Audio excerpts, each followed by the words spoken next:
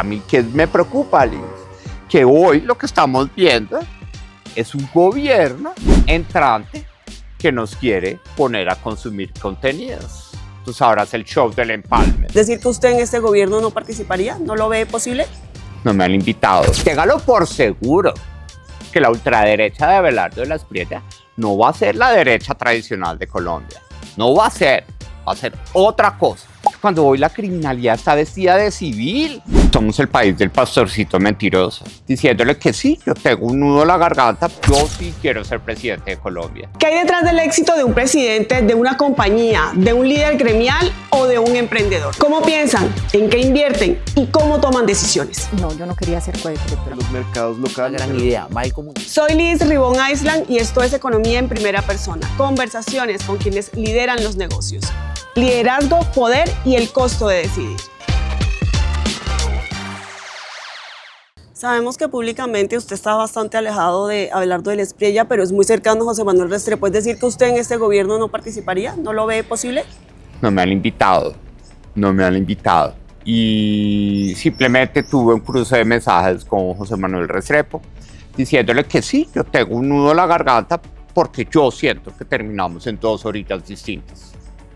Yo no veo tan claro el futuro de Colombia con un sesgo ideológico de ultraderecha tan marcado como el que nos están planteando hoy en la Patria Milagro, donde nos dicen, o no, al menos no me dijeron a mí, porque no soy de los elegidos, a los elegidos que convocaron el lunes, que les dijeron que eran los elegidos, les dijeron que primero está la obediencia que la evidencia.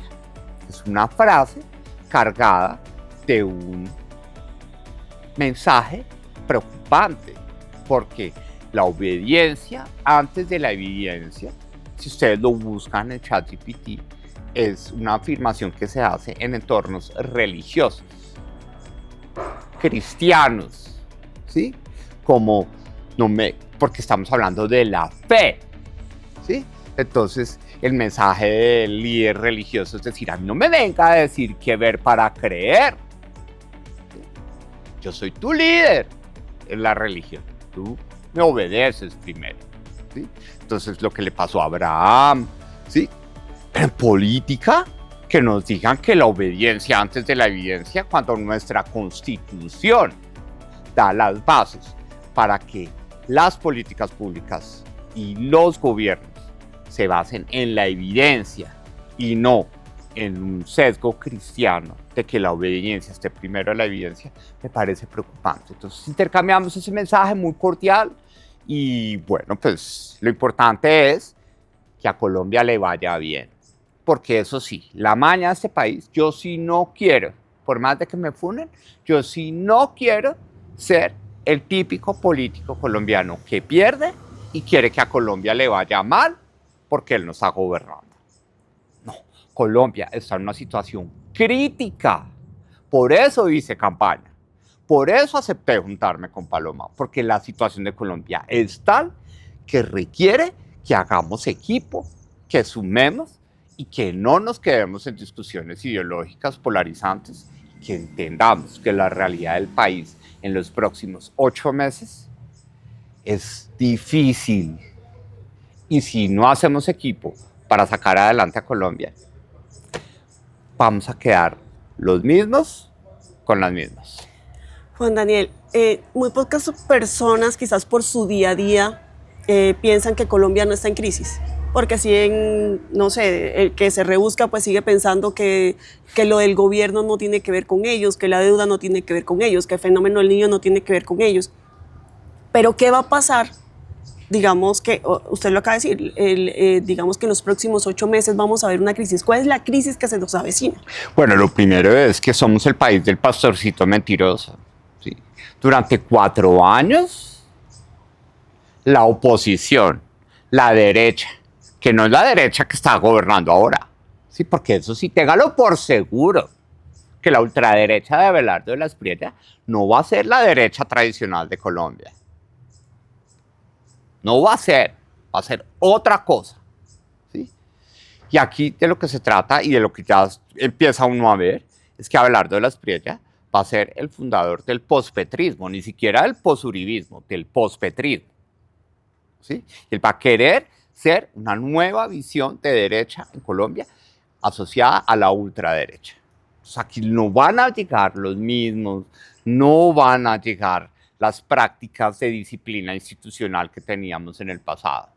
Entonces, Colombia hoy es víctima del problema del pastorcito mentiroso. ¿Sí? Durante 4 años a Colombia le dijeron pilas, porque las locuras de Petro con lo de la electricidad y de bajar las tarifas nos van a llevar a un apagón. La gente en la calle dice, pero doctor, ¿dónde está el apagón? No lo hemos visto, ¿sí? Pero a la gente en la calle no le han explicado que desde hace 4 meses las grandes autoridades meteorológicas del mundo dijeron que se viene el fenómeno del Niño más fuerte de los últimos 36 años. Entonces hagan cuentas. A 2026 quiten el 36, vayan a 1990, la hora Gaviria, las barcazas para generar electricidad, que en ese momento estaba Mauricio Cárdenas metido en esos temas, ¿sí? Y hoy no tenemos gas, ni siquiera para generar electricidad, y tampoco tenemos gas para sacar el carbón, ¿sí? Porque acabamos de escuchar la crisis que tiene una explotación carbonífera de Colombia, porque no le venden el gas para poder funcionar y sacar el carbón para venderlo y poder tener carbón térmico para generar electricidad. Entonces, por querer decir a Colombia le va a ir mal solo porque Petro está gobernando, perdimos un margen de credibilidad, y es que el apagón que se viene y la crisis energética que se viene es tremenda, porque nos va a coger sin gas, nos va a coger sin electricidad y con redes de transmisión precarias. Y un país que se apaga, van a decir, ay, tan boba la afirmación de Oviedo, pues un país que se apaga no avanza. Un país que se apaga queda buscando culpables, ¿sí? Un país que se apaga saca gente a la pobreza. 250.000 personas pueden caer a la pobreza como resultado de la crisis energética. Entonces, yo creo que hoy la gente no ve los problemas por varios argumentos. Primero, la forma en la que se hace política y sobre todo que se hace oposición. Es decir, que a Colombia le vaya mal, hijo de madre, ¿sí? Para que se den cuenta que se equivocaron por no elegirme. Y eso estuvo vigente durante 4 años. Segundo, acuérdense de los costales de plátano, ¿sí? 100 costales de plátano hace 10 años, quedaban 8 para invertir. Hoy solo queda 1, pero el resto de los plátanos no los estamos comiendo. ¿Sí? Y el consumo tiene a la gente feliz. Al momento de grabar este episodio, la gente está feliz porque va a haber un partido de Colombia. Y lo va a ver en un televisor grandísimo que pudo comprar con efectivo. ¿Sí? No seguramente ustedes que están viendo esto, pero una gran parte de los televisores del Mundial que se compraron en Colombia, se compraron en efectivo, porque buena parte del boom del consumo que está financiando a la economía colombiana en ese momento viene de plata de los delincuentes, que se está lavando de forma descarada a través del contrabando por un gobierno, el de Gustavo Petro, que permitió que eso sucediera. Entonces, ¿qué pasa? Que va a llegar el firme por la patria, va a llegar la mano dura, va a llegar la supuesta seguridad, va a llegar supuestamente el efecto de posesionarse en una base militar en Ptolemaida. ¿Sí? Y que hoy la criminalidad que tiene Colombia es una criminalidad que está completamente mimetizada. ¿Qué van a bombardear? ¿Sí? Como este concejal de Medellín que dice que bombardeen los municipios PD. ¿Van a bombardear eso? ¿Sí? Cuando hoy la criminalidad está vestida de civil. Hoy ya no hay ni siquiera control armado. Hoy hay control local. Hoy los delincuentes del Clan del Golfo, del Frente de Dagoberto Ramos, de las disidencias de las FARC, están vestidos de civil. Tienen empresas que ni siquiera yo tengo. tienen papelerías, tienen carnicerías, tienen Fruver, tienen supermercados, ¿sí? Y están moviendo la plata de los delincuentes, y esa plata de los delincuentes llega convertida en pesos, en efectivo, en morados, como le dicen en la calle, de 50.000, en un país en el que yo lo viví. Entonces, hoy la gente no está sintiendo. Por eso con Paloma los llamábamos las bombas de tiempo. Antes solo en la gran consulta les decía yo minas quiebrapatas. Están debajo, estamos caminando sobre ellas, nos pueden totear en cualquier momento. Ya sabemos que la energética nos va a totear a más tardar en enero o en febrero. ¿Sí? Y la segunda Entonces, bomba. ese es el gran problema que tiene Colombia. La gente está anestesiada por un consumo acelerado que a su vez está, llamémoslo, con Speed, con Vive 100, ¿sí? Con bebida energizante, de plata de los delincuentes que está entrando a la economía a través del contrabando. Entonces la gente dice, ¿cuál es el problema? ¿Sí? Además el desempleo en mínimos históricos, además el dólar más barato, además la inflación más barata que cuando la recibieron. Entonces la gente pues está completamente confundida y ese fue el mensaje que yo di en la campaña. No podemos seguir diciéndole a la gente que todo está mal y que se va a acabar. Pero es que la campaña se acabó. Hoy sí hay que asumir la realidad y se nos vienen momentos difíciles en salud, en energía, en inversión, en corrupción, ¿sí? Y en seguridad. ¿Por qué? Porque eso sí se los digo. Hoy, cualquier apuesta de seguridad fuerte tiene un gran dilema. Y es que el 40% de los fusiles de la fuerza pública no funcionan. Hoy, la canibalización del equipamiento aéreo de la fuerza pública es que están deshuesando de a 5 helicópteros para que aún no funcione. ¿Sí? Entonces, va a ser muy difícil resolver todos los problemas a la vez. Entonces, a mí, ¿qué me preocupa, Liz? Que hoy lo que estamos viendo es un gobierno entrante que nos quiere poner a consumir contenidos. Entonces, ahora es el show del empalme anticorrupción. ¿Por qué? Porque no hemos sido capaces de entender que los problemas del país son tales que sí requieren que nos sentemos diferentes, distintos, en una misma mesa a decir cuáles son las condiciones básicas para que entre todos saquemos a Colombia adelante. Y eso lo veo difícil con esa replicación del discurso de los nunca, de los de siempre, de los tigres que tienen manada, que a propósito los tigres no andan en manada, contra los... ¿sí me entienden? Parece difícil. Juan Daniel, para solucionar todos los problemas se necesita plata. Tenemos el problema de la crisis energética, la de salud, que realmente es un vicio, es un círculo vicioso, y también se necesitan ayudas para los militares y un montón de cosas que necesita tapar el gobierno o pues mirar a ver cómo lo soluciona. Tenemos una deuda de 1.200 billones más intereses de esa deuda. ¿Cómo podemos solucionar? ¿Se necesita reforma tributaria? Varias cosas, Liz. La primera, sí, obviamente, eso que la plata no compra la felicidad en este momento de Colombia no es tan cierto. Necesitamos plata y de la buena, porque si queremos resolver el problema de seguridad del país, vamos a tener que cortar esas manqueras que nos permiten que la plata de la delincuencia empiece a circular en la economía. Entonces necesitamos más plata de la buena. Yo en eso estoy confiado en que el conocimiento y la sensatez del vicepresidente de la República van a permitir unas conversaciones estratégicas y en eso tal vez el perfil de negociador y una persona rigurosa que tiene Miguel Gómez Martínez, nuestro ministro designado de Hacienda, nos va a permitir que haya un entorno internacional que nos permita diluir en el tiempo la deuda, ¿sí? Tenemos una deuda que tiene unos perfiles de vencimiento en los próximos años.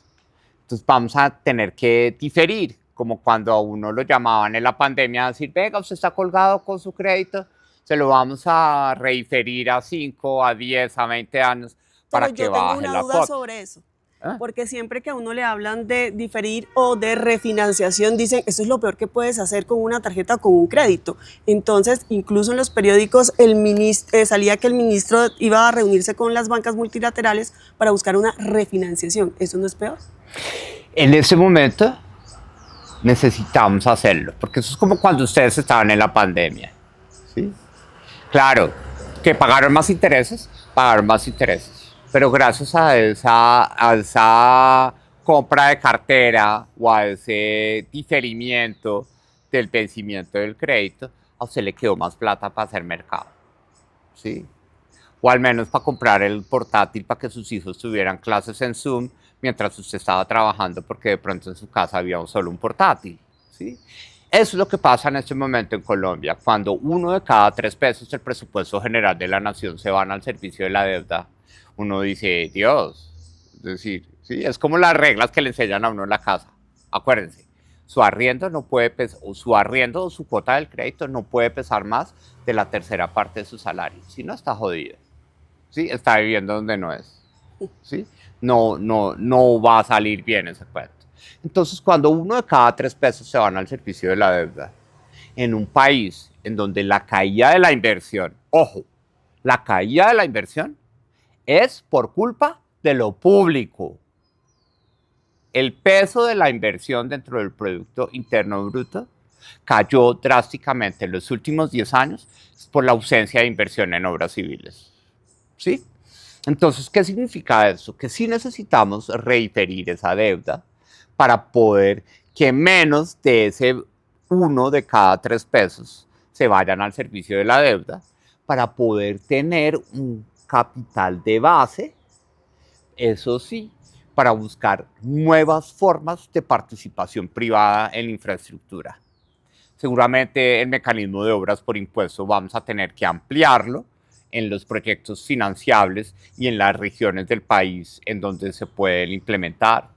Vamos a necesitar, ahí sí no, el discurso de las inversiones forzosas que manejaba Gustavo Petro, pero sí vamos a necesitar sentarnos con los fondos de pensiones y decirles, mire, vamos a respetar el esquema pensional, vamos a trabajar de la mano con ustedes, queremos verlos a ustedes prestando plata para financiar, por ejemplo, la Petar Canoas. La Petar Canoas hoy no tiene cierre financiero y no podemos esperar vigencias futuras de la nación para que se haga el cierre. Entonces, vamos a tener que ser muy ingeniosos para que las obras civiles, el único camino, por favor, no le vayan a echar la culpa ni a los hogares ni al sector privado. La caída de la inversión en Colombia se debe por la caída de la inversión pública que financia obras civiles. Entonces vamos a necesitar tener más grados de libertad para que haya obra pública, más carreteras, más puentes, más hidroeléctricas, más termoeléctricas, porque necesitamos construir una termoeléctrica de carbón urgentemente para solventar los problemas del Niño en febrero. Vamos a necesitar ese rediferimiento de los plazos de vencimiento de la deuda pública para que menos plata se vaya al pago de intereses y lo que quede lo podamos utilizar para un plante para más obras de infraestructura en el país. Y naturalmente vamos a tener que reducir la burocracia. ¿Sí? Entonces, hoy curiosamente el ministro de Ambiente decía que no iba a acabar el ANLA, pero el ANLA es la entidad que creció en un 473% su nómina en los últimos 4 años. ¿Sí? Vamos a tener que pensar muy bien en algunas decisiones irresponsables del gobierno de Petro alrededor de utilizar ideológicamente el empleo público como una fuente de reducción del desempleo. Porque hoy la economía de Colombia ha crecido por la adicción al juego, por una bonanza cafetera que no tuvo nada que ver con nosotros, sino por una helada en Brasil, ¿sí? Y el empleo ha crecido gracias al empleo público y al servicio doméstico. Y al dinero ilegal. Usted dice que no quiere ser el político pereque. ¿A qué se va a dedicar Juan Daniel Oviedo? No sé si en estos 4 años o en el corto plazo. A seguir sirviendo a Colombia desde la política. Yo estoy aquí, estos 4 años que voy a cumplir el 7 de agosto de 2026 han sido para mí la universidad de la política. Y siento que vale la pena seguir trabajando por Colombia. Colombia es un país que se merece una política que tenga como valores la disciplina, el trabajo en equipo, la capacidad de escuchar, la política que esté convencida de que la paz es el camino al desarrollo, ¿sí? Que es lo que nosotros creemos. Y por eso queremos trabajar por una reformulación de la narrativa de la paz, porque yo soy víctima de que le perdimos la guerra a la paz. Llevamos 10 años divididos alrededor de la paz, porque estamos peleando por el cómo, no estamos juntándonos y uniéndonos por el propósito, y es que la gente quiere paz, ¿sí? El voto periférico, que ahora la derecha dice que es voto fusil, no es voto fusil exclusivamente. Es gente que quiere paz, que dice, yo no quiero volver a ver a la policía o al ejército bombardeando o infundiendo miedo con su presencia. Yo quiero ver la vía terciaria, yo quiero ver la sede educativa, yo quiero ver el jardín infantil para mis hijos. Y esos valores de disciplina, trabajo en equipo, capacidad de escuchar en un país que entienda que la paz y el desarrollo van por un camino junto, requiere resolver una contradicción. Y es que hoy todos sabemos que queremos la paz, pero nos damos guerra en el cómo. Cada 4 años en las elecciones. Entonces, eso requiere que una visión política como la que nosotros queremos plantear, de servicio, de tener poder para ponerlo al servicio de la gente, tiene que ganar. Entonces, en este camino, en donde yo sí quiero ser presidente de Colombia, seguramente cuando tenga 61 años, en 2038 o en 2034, queremos construir ese camino, requiere un ejemplo, una experiencia. Mi experiencia del DANE ya se está envejeciendo, porque ya son 4 años que fui director del DANE. Entonces la gente también quiere verme en acción, en otra cosa. Y por eso estoy seguro que las elecciones territoriales nos van a abrir oportunidades para hacer valer ese principio de que en Colombia el liderazgo político del centro que yo quiero representar se construye ganando y haciéndolo bien. No señalando, criticando, renegando, haciendo mala cara y deseándole el mal a los demás, sino ganando y dando ejemplo de que podemos hacer cosas buenas ganando y no fracasando al triunfar, porque Petro es un ejemplo. Petro se volvió líder político del país y el progresismo se volvió una ideología hegemónica que hoy se combate contra la ultraderecha en el poder gracias a que Petro ganó. Pero la prueba de que haya perdido el progresismo en Colombia es que fracasó al triunfar. ¿Sí? Se dedicó a hacer valer sus intereses personales y no se puso a trabajar con la maquinaria estatal que tenía a su disposición para llevarle soluciones a la gente. Entonces hubo una gente que lo castigó y dijo, muy bonito Petro, que los nadies, que no sé qué, pero aquí no llegó nada. Entonces yo quiero ver otro tigre si me manda cosas. Y eso fue lo que pasó en Colombia. Entonces nosotros queremos no formar bandos en esas ideologías hegemónicas, construir nuestro camino a partir del ejemplo, de gobernar poniendo el poder al servicio de la gente y de tener una política funcional. ¿Cuál es el problema? Miremos cómo lo vamos a solucionar. Es decir, definitivamente usted se lanza a la alcaldía de Bogotá. Esperemos a ver qué dicen las cosas y sobre todo qué dice el momento político del país. Naturalmente, hoy, el empalme territorial del que habla Abelardo de la Espriella, seguramente es su interés de que su poderío político que ganó en esas elecciones se pueda proyectar en las elecciones territoriales.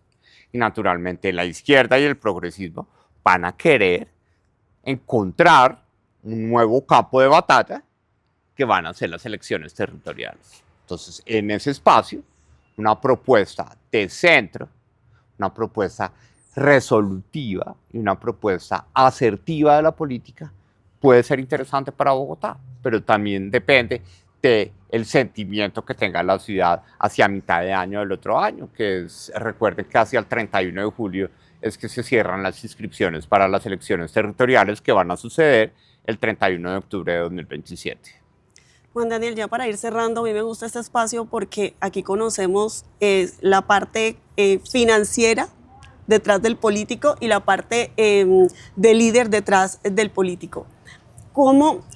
Bueno, entre otras cosas, yo estaba preocupada porque usted dice que prácticamente hipotecó la casa. ¿Solucionó eso? No, todavía no. Es decir, hoy hay 9 créditos que llegan sus cuotas y hay que hacer gimnasia financiera para ver qué hay que hacer. La reposición de votos de la consulta es algo que va a tomar unos 6 meses. Y eso también me tiene en este momento pensando en que yo no puedo seguir destrozando mi patrimonio para construir ese camino político. Y eso nos lleva también a tener una presión de innovar. Queremos hacer como un startup político y ver cómo podemos encontrar recursos de financiación para que una apuesta política como la que queremos nosotros plantear, que no es la del bebé que deja la cigüeña y le dicen, ahí está, y ese va a ser. Así que quiéranlo, y él va a ser el presidente. ¿Qué pasa frecuentemente en Colombia? Nosotros no tenemos cigüeña de París que nos ponga el bebé acá, ¿sí? Entonces nosotros tenemos que hacer nuestro proyecto político con nuestras propias manos y vamos a buscar la forma muy inteligente de poder encontrar una financiación para esta propuesta de país que le queremos hacer a los colombianos y sobre todo a los bogotanos, porque yo me debo a Bogotá, ¿sí? Tanto en mi vida como en mi primer intento de hacer política. Qué interesante eso, lo de la startup. Juan Daniel, ¿en qué momento usted se volvió líder? O sea, ¿en qué momento de su vida usted se volvió líder? ¿Líder? No sé. Esperemos, yo creo que es muy difícil uno autodenominarse líder. O sea, yo creo que hay que preguntárselo a la gente. Pero como persona, creo que me volví responsable de mi vida el día que murió mi abuela. Usted ha tomado muchos riesgos. Usted dice, yo era un segundón, pero últimamente y en los últimos años ha sido el primero. O sea, y aunque usted dice, hay que preguntarle a la gente si soy líder o no, la gente lo ve como un líder. ¿Qué consejo le da usted a las personas para tomar riesgos? Esas personas que dicen, yo no me atrevo a hacer tal cosa.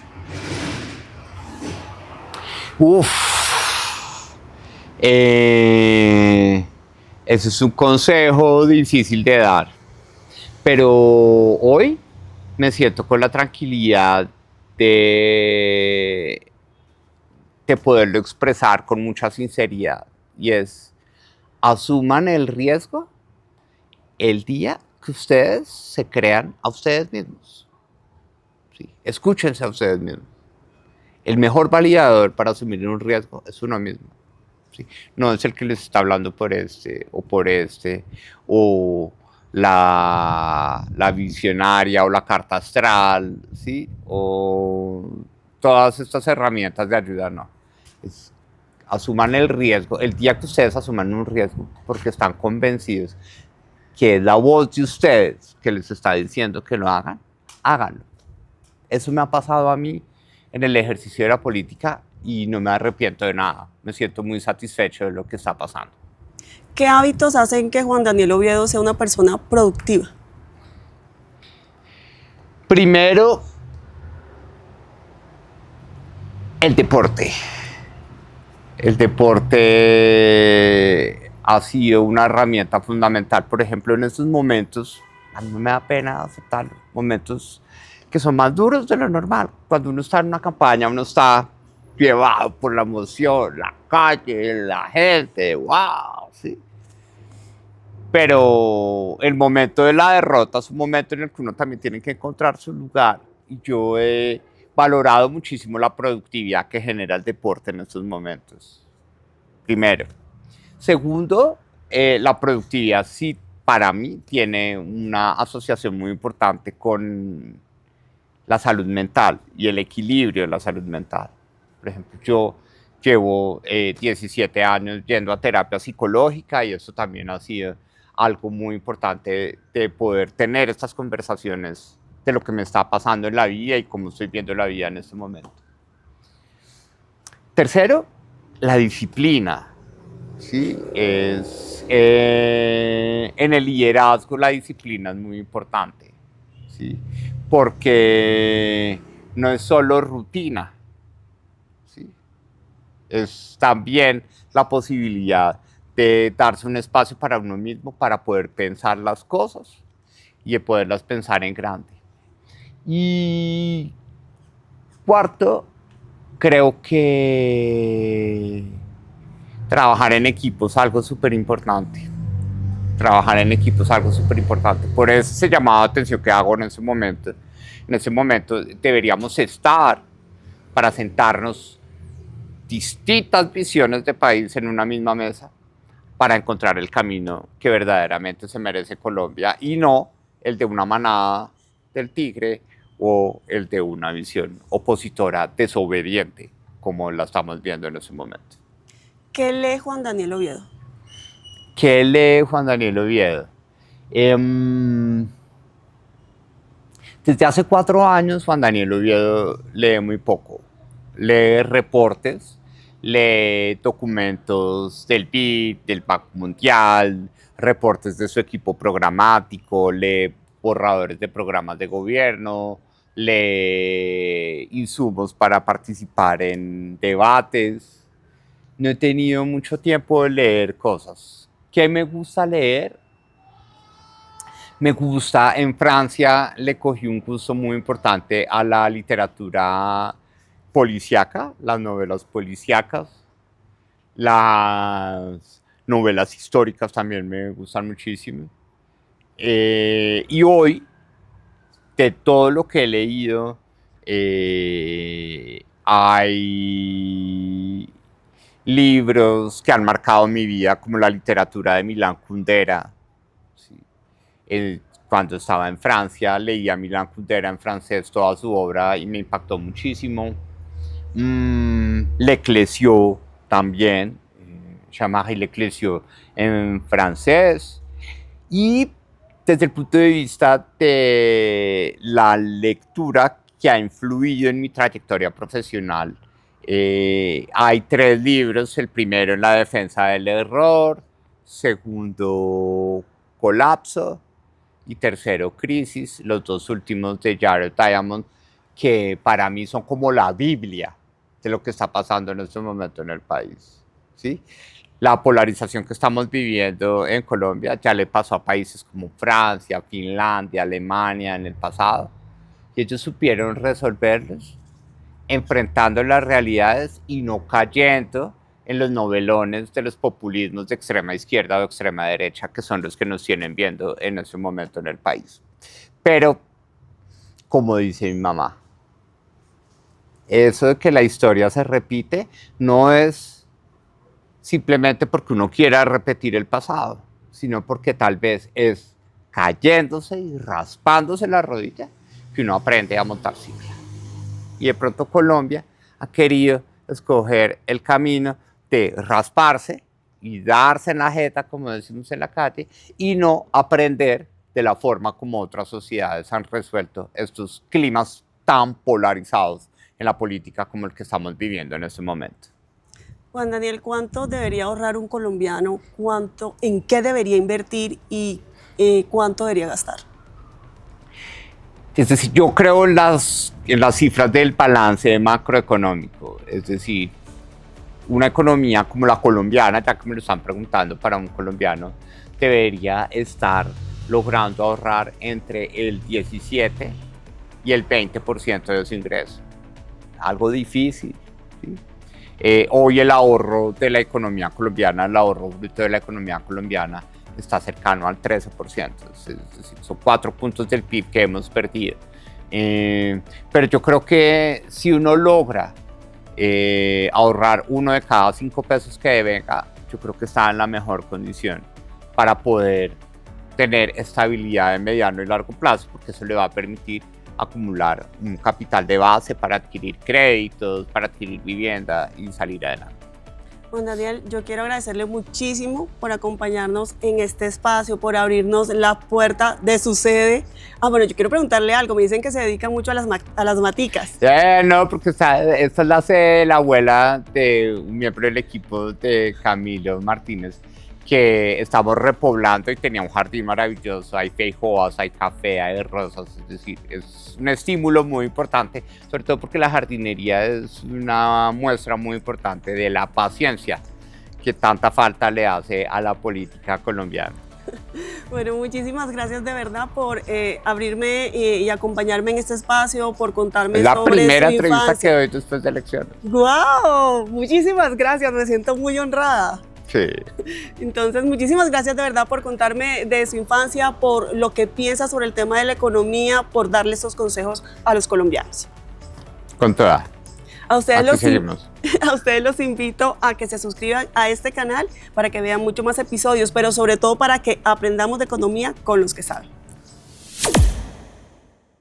Mi mamá me dijo, mire, me quebré, es decir, no aguanto más, estoy en riesgo de perder la casa. Hubo momentos en los que no había ni siquiera para comprar los huevos y la leche para el siguiente día. Eso fue como uno de los dolores de adulto que me deja mi papá. Ella siempre fue el leal a mi papá, por más de que él era un hijo de tantas. Cuando uno tiene las ganas, encuentra los medios. El liderazgo también se puede ejercer desde la ignorancia. ¿En su momento tuvo tusa cuando no pasaron en la segunda vuelta? Tremenda, fracaso total, fracaso estruendoso. Una campaña machista, homofóbica, sucia. De verdad, hay que ser honestos. Hay gente mucho más preparada en Colombia para ser ministros de Hacienda. Hay un matiz que tal vez esta es la primera vez que puedo expresar públicamente y es como de no querer. Es el ganador.